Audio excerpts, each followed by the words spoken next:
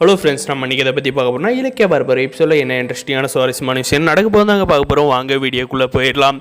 நம்மளுடைய இலக்கியாவோட அம்மாவுக்கு இப்படி ஆகுன்னு யாருக்குமே தெரியாதுங்க. இதுக்கெல்லாம் காரணமானவ அந்த அஞ்சலி தாங்க.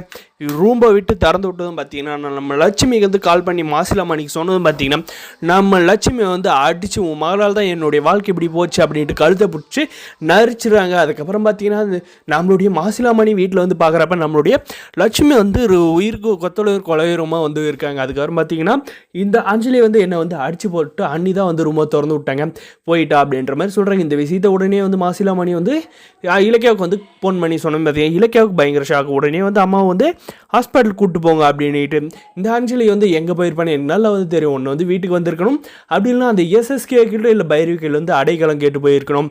இவ எங்கே இருந்தாலும் நான் இவ்வளோ சும்மா விட போகிறதில்ல, எவ்வளோ தைரியம் என் அம்மா மேலே கையை வச்சுட்டு போயிருப்பா அப்படின்ற மாதிரி எல்லாம் கடுப்பாக பேசுகிறாங்க. என் அம்மாவை இப்படி பண்ணிட்டு போனாலும் நான் சும்மா விட மாட்டேன். மாமா என்னை மன்னிச்சிருங்க. ஆல்ரெடி உங்களுக்கு ஒரு விஷயத்தை அவனு சொல்கிறேன். உங்கள் பொண்ணு வாழ்க்கை இதோட முடிஞ்சது தான். இதுக்கு மேலே அவள் எங்கள் வீட்டுக்கு வாழ்கிறது ரொம்பவுமே கஷ்டம். அவள் மேலும் மேலும் தப்பு பண்ணிக்கிட்டு போய்கிட்டே இருக்கா.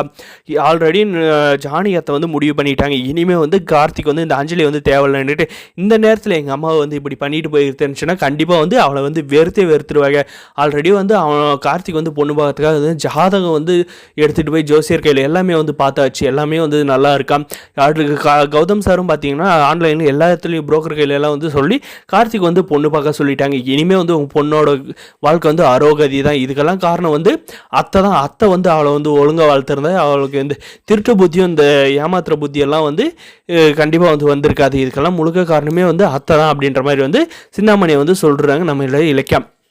நம்மளுடைய மாசிலாமணி பார்த்தீங்கன்னா ஐயோ இவ பண்ணிட்டு போன அசிங்கமே மறையில அதுவரைக்குலாம் இவ போலிகார் பண்ணுறது அசிங்கம் முடுவாளிக்குள்ள அடுத்தது தலையில் குண்டை தூக்கி போடுறோமா என்னமா பண்ணுறது அப்படின்ற மாதிரி இவளுக்கு சரியான பாடம் வாழை வெட்டியே வீட்டில் உட்காந்து இருக்கிறது தான் அப்படின்ற மாதிரி பார்த்தீங்கன்னா நம்மளோட மாசிலாமணியை சொல்கிறாங்க.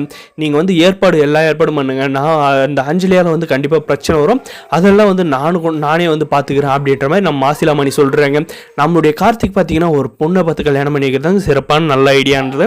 நம்மளுடைய லட்சுமி பார்த்தீங்கன்னா ஹாஸ்பிட்டல் போயிட்டு சீரியஸாக இருக்காங்க. நம்ம லட்சுமிக்கு எதுவும் ஆகக்கூடாதுன்னு நினைக்கிறீங்க. இந்த வீடியோக்கு ஒரு லைக் பண்ணுங்கள், மறக்காத நம்ம சேனலை சப்ஸ்கிரைப் பண்ணுங்கள். நம்முடைய கௌதம் சார் இலக்கியம் போய் பார்த்துட்டு அந்த அஞ்சலியை கூடிய சீக்கிரம் ஒழிச்சு கட்டுறோமா அப்படின்னு சொல்லிட்டு வராங்க. உங்கள் பொண்ணு என்னதான் அந்த அஞ்சலி தப்பு பண்ணாலுமே அவளுக்கே சப்போர்ட் பண்ணுறா அப்படின்ட்டு நம்மளுடைய கௌதம் சார் லட்சுமி கையில் சொல்கிறாங்க. ஏன் இலக்கியம் இப்படி செய்கிற மாப்பிள்ளை சொல்கிறதுக்கு கேட்டு நடந்து அப்படின்ற மாதிரி எல்லாம் சொல்கிறாங்க.